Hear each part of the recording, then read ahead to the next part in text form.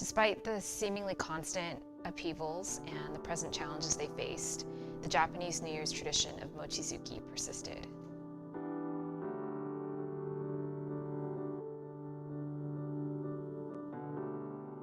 I'm Kristen Hayashi, Director of Collections Management and Access and a curator at the Japanese American National Museum. I'm also a historian, and my area of research is post-war Los Angeles and the return and resettlement of Japanese Americans after the war. Beginning in 1945, the West Coast reopened to Japanese and Japanese Americans. The return was slow, but towards the end of the year, the numbers picked up, and that's partly due to the War Relocation Authority's action. The War Relocation Authority was the administrating agency over the war relocation centers, what we call America's concentration camps. So in 1945, there were tens of thousands of incarcerees who remained, and the WRA decided that they would return all of the remaining incarcerees back to their point of origin, which for many was Southern California.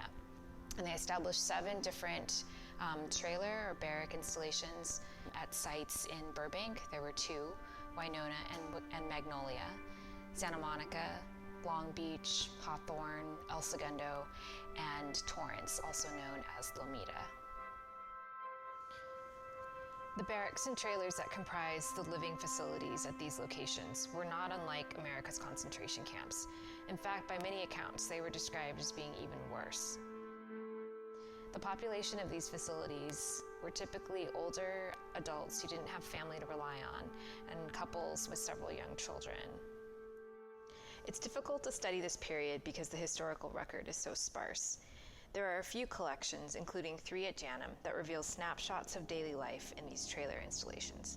It's apparent that although no longer confined by barbed wire, difficulty and uncertainty remained. What's really remarkable is that these 3 separate collections, through 3 different mediums, document the same event, Mochitsuki in 1947. Photographs document several residents pounding the mochi rice with handmade kine and usu.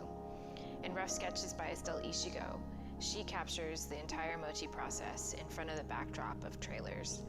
Additionally, William Minoru Honda's home movie captures this tradition most vividly.